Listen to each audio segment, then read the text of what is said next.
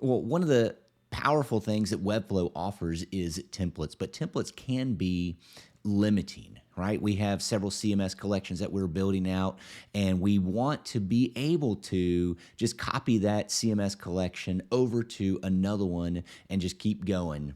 And I've encountered this issue in the project that I'm building and one of the last projects that I was on. There are a ton of CMS collections, but a lot of them are very similar. Some of the fields change from here to there. And I found myself having to rebuild that particular collection over and over again. And that just takes forever, especially if it's going to be the same thing. And so I'm going to show you a process today that will help you build collections faster, especially ones that are very similar to one another. So let's jump into the computer and check that out.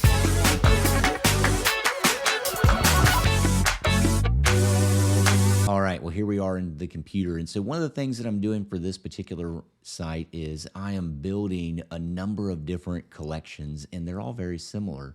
And so this is the chains template, and you notice that I have a number of other templates here. Many of them follow the same exact outline. And so if I click on one that's actually been filled in here, you can see that this has a particular outline to it, a lot of different sections. I have a sticky navigation over here that will connect you to each of these different sections as the person is reading them.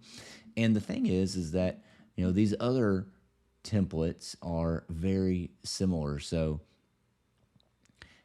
like here's the protocols template, and I've just kind of pulled that over. We need to go through and change that so you see the same exact thing here. But this template is very similar. There's just a few changes with the headings and how things are structured, and that's really it. And so one of the things that you can do in order to be able to continue to build out that collection while being able to go back later and add in the same format of the collection that will give you a good head start is to take one of these collections that you're building and to create those as a component. And then, like here's another page that I'm working on over here for the stable coins. And so you see this page right here is actually blank. It's going to be the same exact structure as the protocols and the chains page, very similar. There will be some slight changes to it. And so what I can do is I can actually take one of these templates that I've saved. And so let's take the DApps template, and I can just apply that to the particular page. And there is, the structure for the DApps right here. Very similar to the others. Obviously, the fields are not connected. I need to connect those fields, but the base structure is there. Now, here's the thing that you need to do after you pull in that particular component is to click on it, right-click on it, and click Unlink from Instance. And so now it's no longer going to be a component. If you change this page, then the component is not going to change, and it's going to make life really easier for you to actually edit that component. And so here's the thing.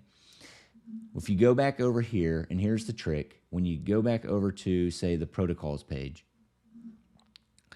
I've already connected this page to the CMS. As you notice, the different CMS elements are being pulled in. If I click on Page Wrapper, I don't have the option here to create a component. But if I go back over to the Stable Coins page that I just created, where I just pulled in that component, and I click on Page Wrapper. And by the way, Page Wrapper is just housing everything. So I build from a client-first perspective. I think that everybody should use client-first. Makes things way easier. But in this instance, I haven't connected anything to the CMS. I have all of the structure laid out. And if I click on Page Wrapper, I have the opportunity to create a component. And so I am going to create a component out of this just to show you, and so that I can save it for later. Stable coins. And then I will create that component. And then again, I can go through, I can make all of the changes that I need to make. And as I make those changes, it will actually save it to the stable coins component.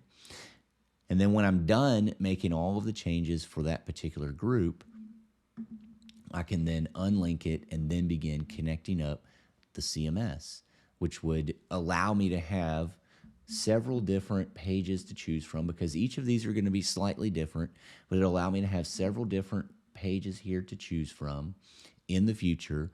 And I say, I want a page exactly like the chain page. It needs to have the same structure and everything. Or I want a page exactly like the dApps page or the stablecoins page. I have that component there sitting, waiting, ready for me to work with without having to rebuild the entire page. Or, as I've had to do in the past, go through, and I mean, this is a huge pain, go through, say to the protocols page, and I want this exact template. If I want to be able to copy this over to the stablecoins page, what I have to do is actually have to unlink every single instance in this page.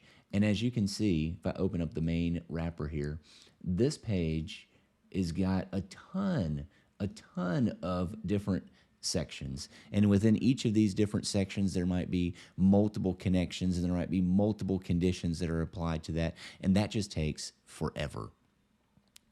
So one of the easiest things that you can do is create a component and then reuse that component.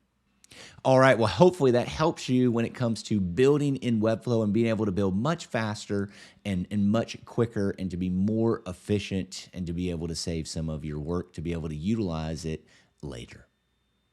Until next time, have a good one.